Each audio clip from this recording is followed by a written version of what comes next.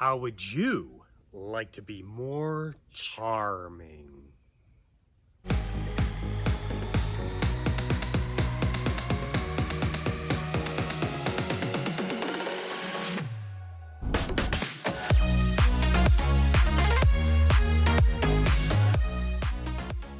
Hello, my friends, and welcome to The Simple Sober Life. I am Joshua, and I help others make simple changes to create a life of awesome.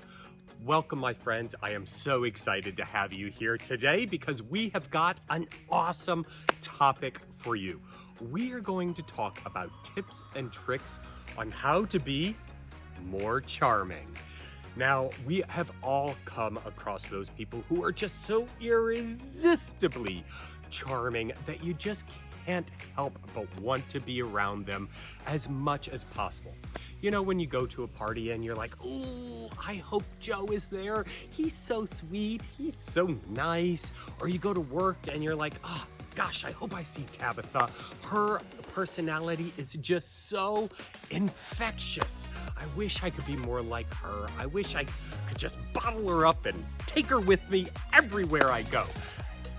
These people are charming, and we want to learn how to become more charming so that we can really build on relationships for, whether it be personal relationships, friendships, employment, or business relationships. The more charming you are, and this is authentically being charming, not one of those suave, used car salesman type sleazy charming, but authentically charming so that we can create better and more solid relationships in our lives. But first, if you haven't yet done so, please make sure to subscribe to the Simple Sober Life YouTube channel. Hit that bell when you subscribe so you get notified each time I create a video. Also, check me out on Facebook and Instagram because there is even more information on how to create that life of awesome you so desire and so deserve. All right, my friends, let's get into it. So, we want to become more charming so that we can build up more relationships in business and in our personal lives and create really solid foundations for those relationships. Here are a couple of tips to help you become more charming. You would not believe the day I have had. As soon as I get into work, the boss starts riding my ass. Like, he came over 4 or 5 times, asking me to put together lists, asking me to pick up timbers, asking me to wrap stuff, asking me to send this stuff out. And I just couldn't catch a break. It was all day long, over and over and over and over again. And I just can't take it anymore. Gosh, How'd you get? First and foremost, we want to make sure that we give others our undivided attention. I know you've all been in a conversation where, you'll be telling a story or, talking about your day or, giving something about work or whatever the case may be. And the other person automatically reaches in their pocket, whether they even realize it or not, pulls out their phone and starts flipping through Facebook, Instagram, just searching the web while you're trying to tell them a story. These people are not being charming. We want to give someone who is speaking to us our undivided attention. So what does that mean? That means keeping the phone in your pocket, or if you're at a restaurant, putting it face down. Make sure that that sound is off. Put the vibrator on or just turn it off completely. And when we are speaking to someone, we need to look them directly in the eyes. This creates a connection between two people, and the person who is speaking understands that you are listening to every word that they are saying. People want to be heard. They want to be listened to. And so if you fulfill that small, simple need of giving someone your undivided attention, they will see you as charming. I really love the skillful way you beat the other girls to the bride's bouquet. Another thing that you can do to become more charming is give someone genuine admiration. I think Dale Carnegie said it best when he said, talk to someone about themselves and they'll listen forever. So what does this mean? This means that people will listen to you when you are giving them genuine praise. You know, if you actually go up to someone and start talking about their strengths or the things that they do well or the things that they do that you so appreciate, they will sit there and they will listen for hours. Because everyone loves that little ego snack. Everyone loves to have their ego stroked just a bit. Now, this is genuine compliments. You know, in order to be charming, we can't be fake because people see right through that. People know when, you know, you're just being a brown noser or, you know, you're just giving a compliment so that you can get something back in return. People see right through that. They are not seen as being charming. You know, we want to give genuine compliments. And I started doing this with some of the guys at work, the guys that I work directly with. You know, I've taken on the leadership role within my department. And, you know, I make it a point to periodically pull them aside and tell them how much I appreciate the hard work that they're doing. And I will point out specific examples so that they know that I am taking notice of, you know, the work that they're doing and that they feel valued, that they're bringing value into, you know, the work that we're trying to accomplish. And so I will pay them compliments. I will give them praise. I will give them thanks just to make them feel good about themselves, because everyone deserves to feel good about themselves. So when we give genuine admiration, we are actually seen as being charming. So one time I was an extra in a movie and it was the coolest experience that I have ever had. Now, I only played a dead guy in the middle of the street and you can't really see me, but it was so... I started a movie and I won an Oscar! Another tip in order to become more charming is only talk about yourself when asked. You know, we've all met those people who just go on and on and on and on about what they've done and, you know, their experiences and their, you know, successes, and they're story toppers. You know, when you tell a story, they immediately have to interject. You know, you can see them, you can watch them. They're waiting for you to finish your line so that they can jump in and start talking about themselves, because nobody loves them as much as they love themselves. Is this charming? Not so much. You know, when we actually take a step back and talk about ourselves, when someone shows interest in, you know, something about us, then we don't come across as someone who is necessarily boasting or gloating about ourselves. We are actually just responding and showing that we're paying attention to what the other person is requesting. Now, when we do actually talk to her about ourselves, we should make it relevant to the conversation. You know, share a personal story short, or give some insight based on your perspective, based upon what the conversation is about. Make it interesting. Tell, you know, a funny tale about, you know, whatever relates to the conversation. Make it short, make it simple, so that you can get the conversation back to them.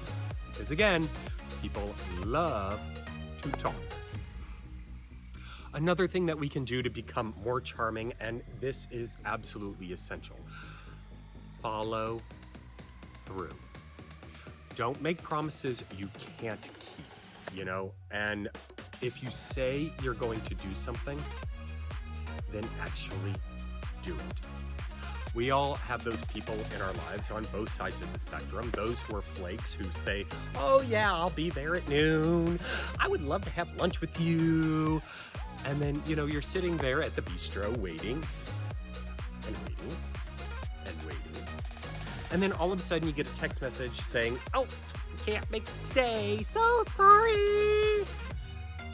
Not charming at all. But someone who actually, follows through with what they say they're going to do. It shows that you value the other person's time. It shows that you value the other person as a person. You see them as an equal rather than someone who, you can just blow off whenever you want. Follow through. Another point that makes people charming is they are not afraid to show their vulnerabilities or to share their vulnerabilities. Some things that we can do in order to do this, and I know it's scary. No one likes to be put into a position where they're vulnerable or showing that they have flaws or character defects. Everyone wants to put their best foot forward at all times. But the fact of the matter is, we're human. We make mistakes. We are not perfect. We'll have failures. And so sharing these mistakes, creating that common bond of imperfection will help you become more charming. When I was in business, I am in business, I'm sorry. When I owned my digital marketing company, I wanted to make sure that I could do it all. Everything creative, I wanted to be able to do it. And I had a client, and it was my responsibility to redesign his entire menu. So I totally did that. I made a beautiful menu. It was colorful. It was in line with his messaging. He signed off on it. And then I sent it off to the printers. But I made the ghastly mistake of not sending a high-res version to the printers. And so when they printed it, it came out blurry. It looked like someone had dumped water on the menu and ran their hand across it as if it were watercolors. It was terrible. I made a mistake. I made a huge mistake. And, but I learned from it. And so I can share that story, when someone trips up, when someone, kind of falters and feels kind of down and things like that. So have in your arsenal of conversational topics things that you have made mistakes on, things that you failed at, things that you're afraid of, so that when someone, shares these intimate details with you, you can form a connection and form a relationship with them by regaling on times that you have fallen short. That is so interesting. Please tell me more about that. Another thing that we can do to become more charming is show genuine curiosity about someone. If you're in the midst of a conversation with someone and they're telling you a story, take detailed notes about what they're talking about so that you can create follow-up questions, open-ended follow-up questions. So not something that they would have to answer with a yes or a no, but something that they'd have to go into greater detail about. This is a key element in, forming that stronger relationship with someone, because it shows them that you are genuinely interested in them and want to learn more about them. So create those follow-up questions as someone is talking, looking in their eyes and taking notes about what they're talking about can help you tremendously in creating follow-up questions and showing them that you are curious to learn more about them. An action step that we can take to help us become more charming is to proactively help others. Go into a situation with the mindset that we're going to help them in any way that we can without expecting something in return. And this help doesn't have to be anything major or earth-shattering. It could be something as simple as, doing the dishes so that it frees up more time for them to do something else. You can help your spouse with this. You can help people at work with this. Any relationship that you have, we all need help in one way or another. So genuinely reaching out your hand and, helping them without having to be asked and without expecting something in return can help us become and be perceived as being more charming. Last but not least, my friends, and I purposely saved this to the last because it is absolutely the simplest tip you can do to become more charming. And all you have to do is remember someone's name. To a person, their name is the most glorious word in all of the languages. People love to hear their name. And if you make it a point to learn and remember someone else's name, that immediately creates a stronger bond, a stronger connection with someone, because it shows them that you value them enough to utter the beautiful word that is their name. I work with a number of different guys, and there is one guy who, I haven't had much interaction with, but I knew his name. I learned his name from the very beginning. And I was outside on break, and he joined the rest of us. And he said, "Hey, Josh, how you doing today?" I'm like, "I'm doing all right." And then he went on to say, "I don't learn people's names unless they've been here for 3 months. And I just learned yours today because someone was talking about Josh, and I didn't know who they were talking about." Well, jerk. I've been there for almost a year. Was he being charming in that moment? Absolutely not, because I felt put off, and I felt like he viewed me as someone who wasn't worth getting to know or even learning their name. Not charming at all. I forget what president it was. I think it was Truman, if I'm not mistaken. But when he went on the campaign trail, he learned over 20,000 people's names. And when he would go back to, on the campaign trail, he would be able to start up a conversation with someone knowing their name. That's pretty incredible. Now, there are a number of different mnemonic techniques that you can learn in order to remember someone's name. Whatever your process is, learn someone's name. It will immediately increase your charming rating right off the bat.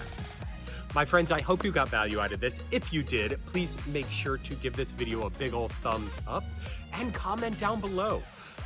Do you have any other tips on how to become more charming?